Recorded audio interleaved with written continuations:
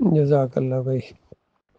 اس معیار پر بہت کم لوگ اترتے ہیں، کیونکہ ایاک نعبد و ایاک نستعین کہنے کے باوجود اللہ کی بات ان کے اوپر فٹ آ گئی۔ وما یؤمن اکثرهم باللہ الا وهم مشرکون، اکثریت اللہ پر ایمان کا دعویٰ کرنے کے باوجود شرک کرتے ہیں، ہوتے مشرک ہیں۔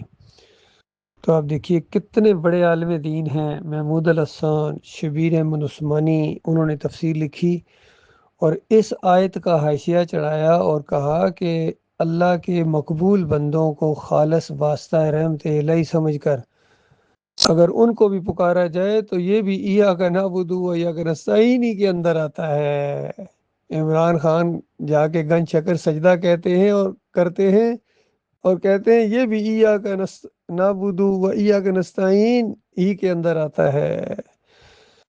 کوئی چادریں چڑھا رہا ہے، کوئی عرس کر رہا ہے، کوئی میلے کر رہا ہے، کوئی یا علی مدد کی پکارے لگا رہا ہے، کوئی یا رسول مدد کی پکارے لگا رہا ہے، کوئی تعویذ باندھے ہوئے ہے، کوئی امام زامن باندھے ہوئے ہے، کوئی جمہوریت کے مشرکانہ سسٹم کے ساتھ جڑا ہوا ہے، اور پھر بھی ان کا ایاک نعبد و ایاک نستعین قائم ہے۔ یہ مسئلہ ہے اللہ کے بندو، ایاک نعبد و ایاک نستعین کہنا کوئی آسان کام ہے؟ اس کے بعد پھر گویا ایک خوفناک جنگ شروع ہو جاتی ہے کفر شرک کے ان دایان کے خلاف اور ان طاغوتوں کے خلاف۔ اس کے بعد جو اگلی آیات ہیں وہ بھی قابل غور ہیں کہ آپ عہد و پیمان کرنے کے بعد اگر کوئی سچا عہد و پیمان بھی کرتا ہے تب بھی مالک اس کو آزما کے رہے گا، جھنجھوڑ کے رہے گا۔ کہ مومن کہتا ہے یا اللہ مجھے ان لوگوں کے راستے پر چلا جن پر تو نے انعام کیا، اور ان لوگوں کے راستے پر نہ چلانا جن پر تیرا غضب نازل ہوا، جو گمراہ ہو گئے۔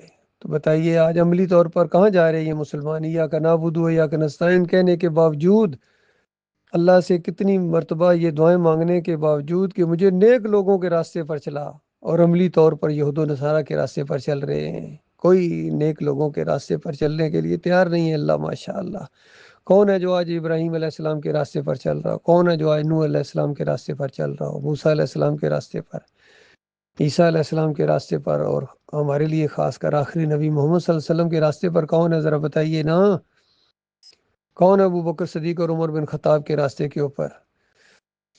راسخ العقیدہ لوگوں تک کے اوپر دنیا چھائی ہوئی ہے اور دنیا کے متوالے بنے ہوئے ہیں۔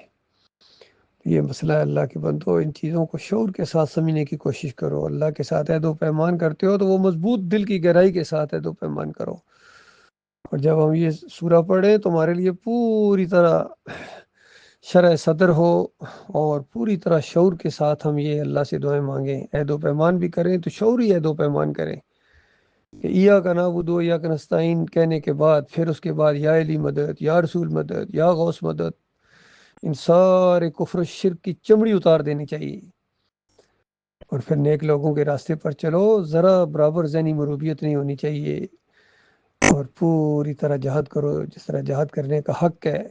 توحید کی دعوت دو، سچوں کا ساتھ دو، ایمان خالص کی زندگی بسر کرو، آخرت کی بازی کھیلو میرے پیارے بھائیوں، اور آپس میں جڑ کے محبت۔ یہ ہو سکتا ہے کبھی کہ مومن ہوں اور آپس میں محبت نہ کریں، کبھی ہو سکتا ہے۔